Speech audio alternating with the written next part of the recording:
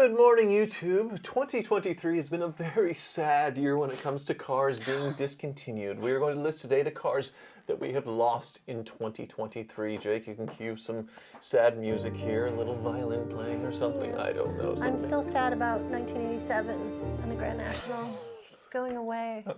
35 years ago. 35 years ago, I've been waiting for them. You think that was a bad decision for them? That was a terrible decision, and I'm waiting for them to bring it back. Well, That's they the actually, one car. They actually did bring back the Grand National as a trim for some front-wheel drive garbage, I think. Not the same. It doesn't. They kept the name a little bit, I think. Maybe. I think so. It's not the same. Over the years, though, that would be my pick. Okay. Who's your general pick? They never should have discontinued the Prowler, I think, or the PT Cruiser, or the SSR. SSR. The SSR should have continued on forever. Stop it. Those are least favorite cars ever. God, I can't believe they quit making a Gullwing like the SLS. Right. The SLS AMG that I have in the garage, which was such an amazing car. We have the SLR. Well, I have the SLR that's older, but the SLS came afterwards, and they kind of went backwards with the AMG GT and normal doors and things. So that's kind of a weird one. And AMG wagons, I guess, like the E63 wagon is gone. I thought, well, yeah, it's kind of sad. And Neelix here. You need to move. But this is the list of new ones. Wiping down the table again. Here we go. Good job. Not a fingerprints. Good job. Okay. Yes, so here are the cars that we have lost. No longer in 2024. 2023 was the end. The first one, we know it because they advertised the heck out of it. The Dodge Charger, Challenger, and the Chrysler 300, which was the same platform. But do you think they're going to bring it back fully electric, or is it just gone? They will bring back one of those names. Okay. Probably the Charger, I think is what they're saying, as an electric car. But the Challenger, as we know it, gone. They call it the last call. All the Hemis and the Hellcats and the Elephants and everything else. Days are numbered. Yeah. Jailbreak, they're gone. Yeah, so, and you know, that was a huge thing. I don't know when it started, but bringing back that retro design of the Chargers and Challengers. 2008 or 9 is when they came back, and then they had the whole Hemi thing. It's got a Hemi! All that was back. And then, of course, the Hellcat was such a game changer in 2014 or 15 or so. All right. Goodbye. Yeah, very sad one. That's the first to go. And, you know, the next one is kind of surprised. The Audi R8. Okay, yeah. And then related to it, the Audi TT as well. Wait, they're getting rid of the TT? So Audi has no sports car anymore. They're not replacing it with They're doubling down on Q3, Q5, Q7, Q9, Q SUVs and a few sedans, but no two-door sports car. I remember when the TT came out. Do you remember when the TT came out? 1998. It was so cool because it was different. Like, they took a risk. They didn't just copy some old retro car that they had. They went in a new direction, different direction. Some people loved it, some people hated it, but I thought it was cool. It was a big hit. Yeah. Sales were really good. It was affordable, and it was an alternative to, say, a Porsche 911. But you got sort of that luxury cachet and performance and all that stuff. And then Porsche kind of, the cat's biting you. Why are you biting? Don't be biting. She's scared. Jeez, you just hang out on... poor Neelix. Where's the spot? There's your box. The Audi just got a lot of competition, I feel like, from other Volkswagen companies themselves. The Cayman coming out around a few years after, and the Boxster getting really good. The demise of the R8.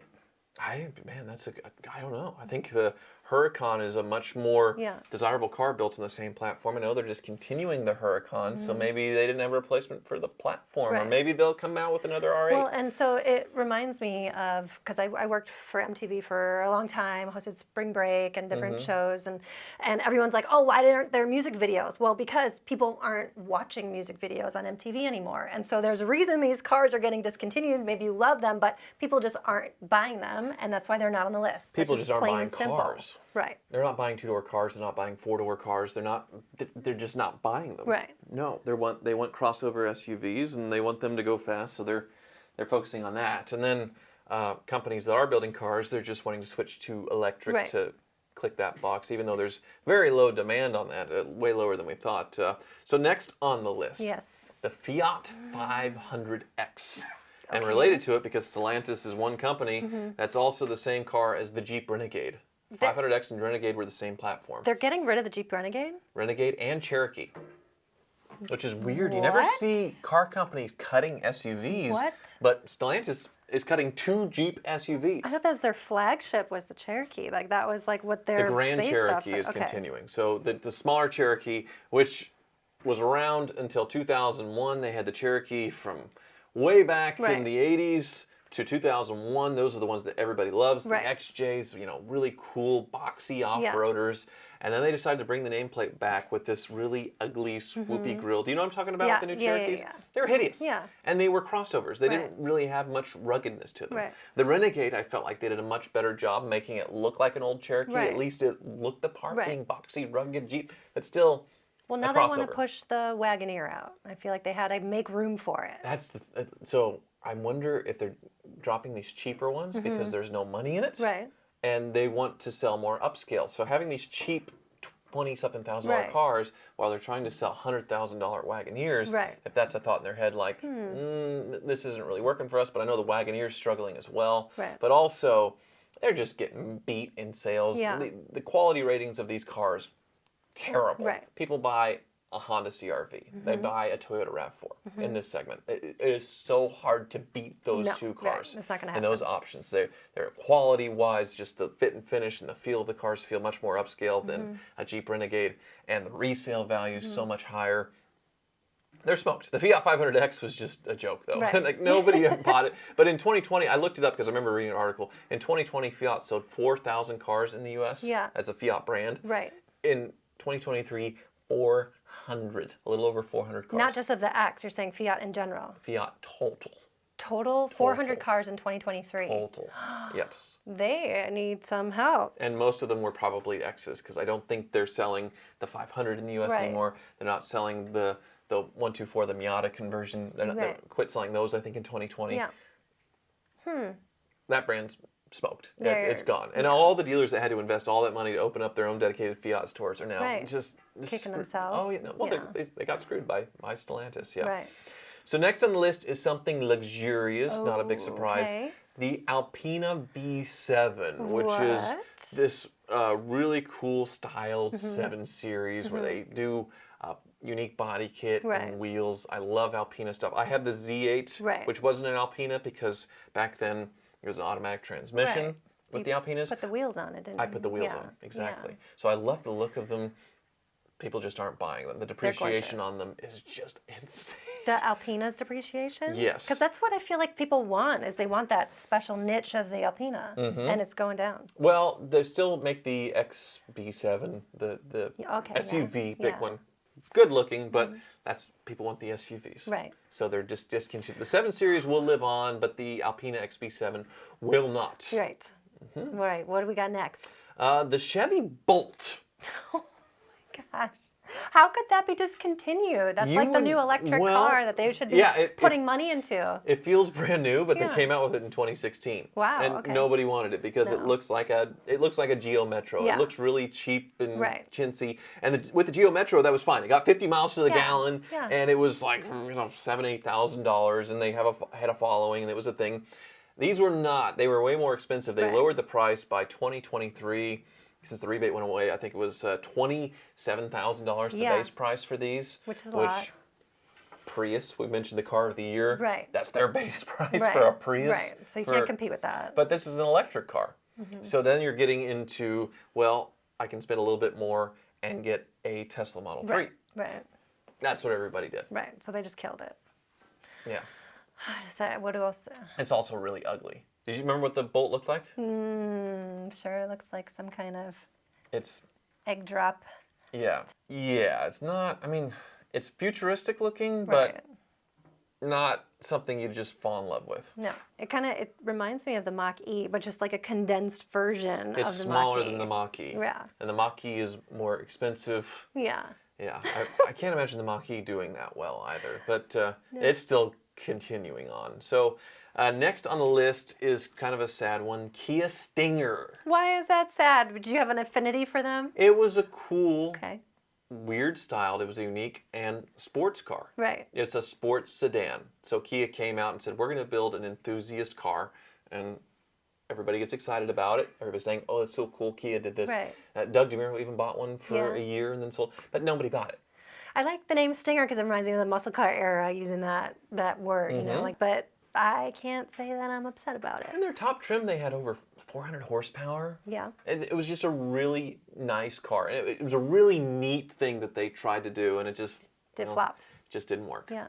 But there's, do you put marketing in it? Do you hire a famous person to post it on their social? And, where is the money going? Like, is that something that would help Fiat? And it's about great cars, but there's also a special thing called marketing that you can really just push out anything, any piece of crap. But if someone says it's cool, someone says they like it, it's going to get a following. It's interesting that you say that because Hyundai decided to create their own luxury brand, like Honda did Acura, Toyota did Lexus. Right.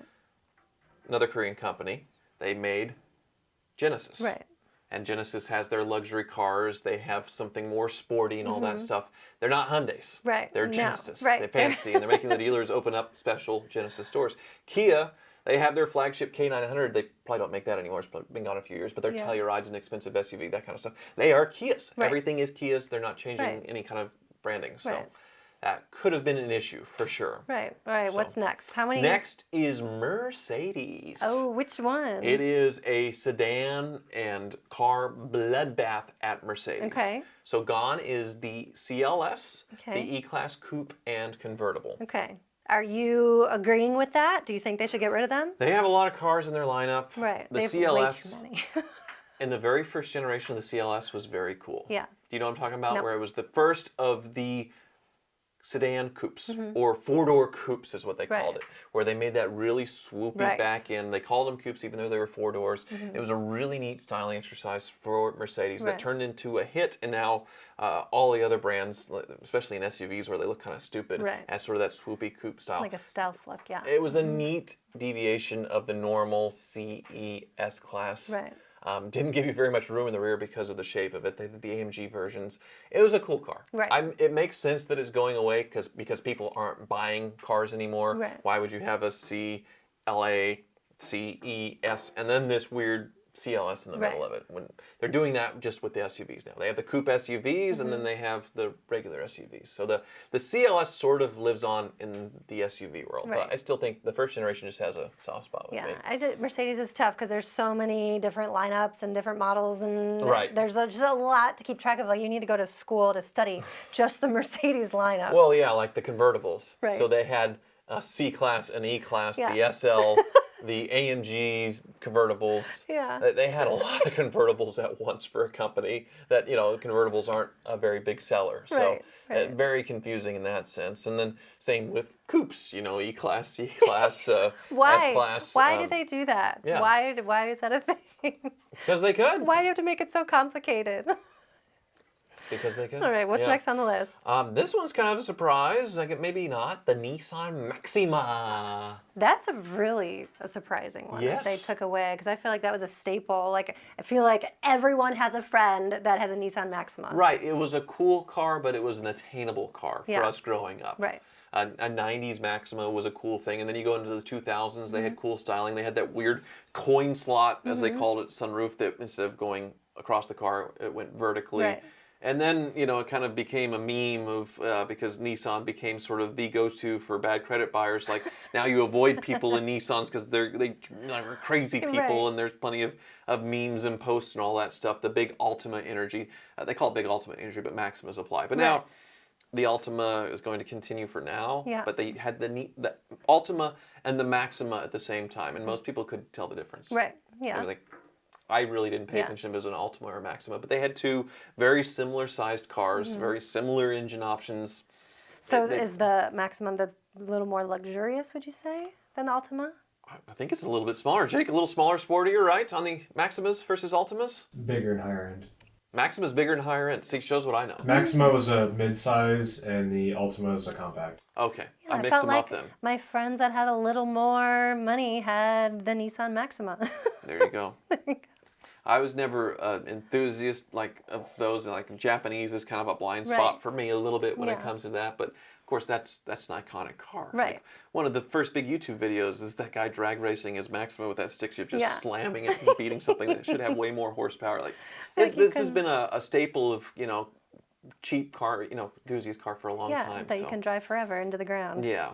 All right. So the last one. The very last one on the list is the Porsche Panamera SportTurismo. And how do you feel about that? It is another enthusiast performance wagon Yes. that is going away. The car that we say we want. Build us Mm-hmm. powerful, fast station wagons that look cool. Right.